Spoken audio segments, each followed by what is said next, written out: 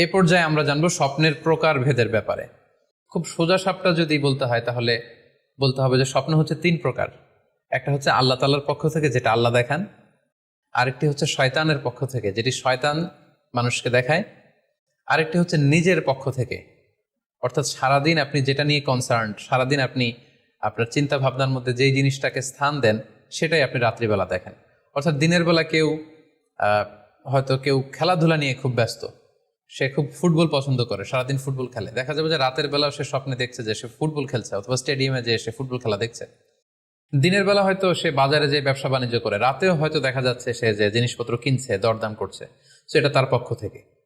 তাহলে বেসিকলি স্বপ্ন হচ্ছে তিন ধরনের, একটা আল্লাহর পক্ষ থেকে, একটা শয়তানের পক্ষ থেকে, আরেকটা হচ্ছে নিজের পক্ষ থেকে, যেটা আমরা সহি মুসলিমের একটি বর্ণনা থেকে জানতে পারি, যেখানে আল্লাহ রাসূল সাল্লাল্লাহু আলাইহি ওয়াসাল্লাম ইরশাদ করছেন, আর রুইয়া সালাসা, স্বপ্ন হচ্ছে তিন ধরনের। ফারুইয়া আস-সালিহা বুশরা মিনাল্লাহ, যেটা ভালো স্বপ্ন সেটা হয় আল্লাহর পক্ষ থেকে। ওয়া রুইয়া তাহজিনুন মিনাশ শাইতান, আরেকটা স্বপ্ন থাকে যেটা শয়তানের পক্ষ থেকে, সেটা ভয় দেখানো হয়। ভয়ঙ্কর যদি কোনো দুঃস্বপ্ন দেখে থাকেন তাহলে এটা আল্লাহর পক্ষ থেকে নয়, এই স্বপ্নটা শয়তানের পক্ষ থেকে। আরেকটি হচ্ছে রুইয়া মিম্মা ইউহাদ্দিসুল মারউ নাফসাহু, আরেকটি স্বপ্ন ব্যক্তি সে নিজের সাথে নিজে স্বপ্নে হয়তো কথা বলে বা এমন কিছু দেখে যেটা সুসংবাদও নয়, যেটা ভয়ঙ্করও কিছু নয়, বরং সারাদিন সে যে বিষয়টি নিয়ে চিন্তা ভাবনা করতো রাতে সেটার একটা প্রতিচ্ছবি, সেটাই সে দেখতে পাচ্ছে। এটা হচ্ছে নিজের পক্ষ থেকে স্বপ্ন। তাহলে খুব সহজে আমরা এভাবে বলতে পারি যে স্বপ্ন তিন প্রকার, একটা হচ্ছে রাহমানি, আরেকটা হচ্ছে শাইতানি, আরেকটা হচ্ছে নাফসানি। রিপিট, আমি আবার বলছি, স্বপ্নের প্রথম প্রকার হচ্ছে রাহমানি, দ্বিতীয় প্রকার হচ্ছে শাইতানি, তৃতীয় প্রকার হচ্ছে নাফসানি। যেটা রাহমানি সেটা রহমানের পক্ষ থেকে, আল্লাহ দেখান। আর যেটা শয়তানি সেটা শয়তানের পক্ষ থেকে, শয়তান ভীতিকর পরিবেশ তৈরি করার জন্য বা ভয় দেখানোর জন্য যেটা দেখায়। আরেকটা হচ্ছে নাফসানি, যেটাকে বলা হয় আদগাস ও আহলাম, যেটার কোনো মিনিং হয় না, অর্থাৎ নিজের পক্ষ থেকে নিজের চিন্তা ভাবনার প্রতিচ্ছবি।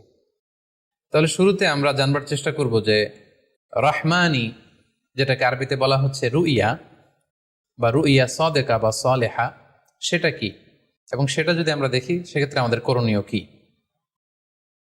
এক্ষেত্রে আমরা সহিহ বুখারীর একটি হাদিসকে উল্লেখ করতে পারি, যেখানে আল্লাহ রাসূল সাল্লাল্লাহু আলাইহি ওয়াসাল্লাম ইরশাদ করেছেন, ইযা রাআ আহাদুকুম রুইয়া ইউহিব্বুহা, তোমাদের কেউ যদি কোনো স্বপ্ন দেখে যে স্বপ্নটা সে পছন্দ করে, মানে স্বপ্নটা দেখে he feels good or she feels good, তার ভালো লাগছে, তাহলে বুঝতে হবে ফা ইন্নামা হিয়া মিনাল্লাহ, এই স্বপ্নটা আল্লাহর পক্ষ থেকে, এটা সাধারণ স্বপ্ন নয়, এটা খুবই অর্থবহ স্বপ্ন। তখন সে কি করবে? ফালিয়াহমাদিল্লাহ আলাইহা, সে তখন এই সুন্দর স্বপ্ন দেখার কারণে আল্লাহ শুকরিয়া করবে। ওয়াল ইউহাদ্দিস বিহা, এবং চাইলে সে এই স্বপ্নের কথা মানুষের কাছে বর্ণনা করতে পারে বা শেয়ার করতে পারে।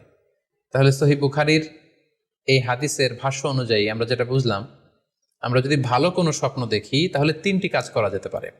প্রথমত আল্লাহর প্রশংসা করা, যেহেতু আমি ভালো একটি স্বপ্ন দেখেছি, আল্লাহ শুকরিয়া বা প্রশংসা আমরা করতে পারি। দ্বিতীয়ত চাইলে সুসংবাদ হিসেবে এই স্বপ্নটা আমি কারোর সাথে শেয়ার করতে পারি। আর তিন নাম্বার হচ্ছে এমন ব্যক্তিকে আমি শেয়ার করব যে আমাকে ভালোবাসে বা যে আমার শুভাকাঙ্ক্ষী, তা না হলে আমি হিংসার শিকার হতে পারি। কারণ আর নেয়ামাতু মাহসুদা, যে কোনো ধরনের নেয়ামতি, আপনি যদি আল্লাহর কোনো বিশেষ মার্সি, ব্লেসিংস বা নেয়ামত পেয়ে ধন্য হন, এটা সবার ভালো নাও লাগতে পারে, এটা সবার অন্তরে সহ্য নাও হতে পারে, ফলে আপনি হিংসার শিকার হতে পারেন। সো ভালো স্বপ্ন দেখলে আপনি চাইলে কারোর কাছে শেয়ার করতে পারেন, সেক্ষেত্রে সে যদি আপনার শুভাকাঙ্ক্ষী হয় বা আপনাকে পছন্দ করে, আপনাকে ভালোবাসে, এরকম কাছের কারোর সাথে আপনি শেয়ার করতে পারেন।